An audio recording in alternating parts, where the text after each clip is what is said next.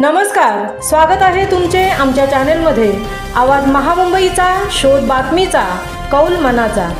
चला तर मग आमचे चॅनेल शेअर करा, लाईक करा आणि सबस्क्राइब करा।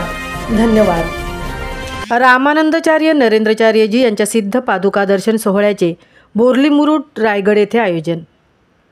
अनंत श्रीविभूषित जगद्गुरू रामानंदाचार्य नरेंद्राचार्यजी यांच्या सिद्ध पादुका दर्शन सोहळ्याचे दिनांक 11 नोव्हेंबर 2025 रोजी सकाळी 10 वाजता मुरुड तालुक्यातील बोर्ली येथील अमित वेसावकर यांच्या मैदानावर आयोजन करण्यात आले आहे। रामानंदाचार्य नरेंद्राचार्यजी यांच्या या पादुका दर्शन सोहळ्यामध्ये गुरुपूजनासह सामाजिक उपक्रमांतर्गत गरीब आणि गरजू शालेय विद्यार्थ्यांना मोफत सायकलचे वाटप करण्यात येणार आहे। रामानंदाचार्य नरेंद्राचार्यजी यांच्या पादुका दर्शन सोहळ्याची सुरुवात बोर्लीतील यजमान जितेंद्र पाटील यांच्या निवासस्थानापासून रामानंदाचार्यजींच्या पादुकांसमवेत भव्य दिव्य शोभायात्रेसमवेत वाजत गाजत कार्यक्रमस्थळी दाखल होणार आहे। सदर शोभायात्रेमध्ये ढोलपथक, कलशधारी महिला, निशाणधारी पुरुष, रामपंचेतन देखावा, कोळी नृत्य, भजन पथक, रामानंदाचार्य रथ, हरिपाठ नृत्य, खालूबाजा, लेझिम पथक अशी पथके खास आकर्षण असणार आहेत।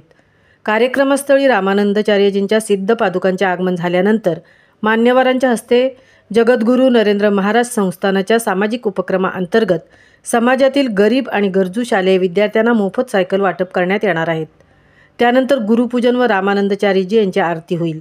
तदनंतर जगद्गुरू नरेंद्राचार्य महाराज प्रवचनकार शोभा बेलदार यांचे सुश्राव्य सुमधुर बहारदार प्रवचन होईल। त्यानंतर उपासक दीक्षा, सिद्ध पादुका दर्शन व नंतर पुष्पवृष्टीने कार्यक्रमाची सांगता होईल। तरी सर्व रायगड जिल्ह्यातील भाविक भक्तगणांनी या शानदार सोहळ्याला उपस्थित राहून गुरुसेवेचे व रामानंदाचार्य नरेंद्राचार्यजी यांच्या सिद्ध पादुकांच्या दर्शनाचा व गुरुपूजनाचा लाभ घेऊन पुण्य पदरी पाडून घ्यावे असे आवाहन रामानंद संप्रदाय जिल्हा दक्षिण रायगड यांच्यातर्फे करण्यात आले आहे। आवाज महामुंबईचा चॅनलसाठी मिलिंद खारपाटील, सहतृप्ती भोईर, मुरुड। सर्वच वाहिले मग कशा उपाव। आम्ही संत संघात येतो, गुरु केलेत, गुरूंची गळ्यामध्ये माळ घातले तरी काळजी आपली काही सुटत नाही। संत संघाला कानाला घरी कोण नाही ना। अरे स्वामींना घरी ठेवाने तुम्ही संत संघाला या। सखूबाईने काय केलं? सखूबाईने विठ्ठलाला घरी ठेवला आणि ती गेली पंढरीला, म्हणून मोक्ष मिळाला। तसं घर सांभाळवंदनम स्वात्माभिवंदनम गुरुदेवताभिवंदनम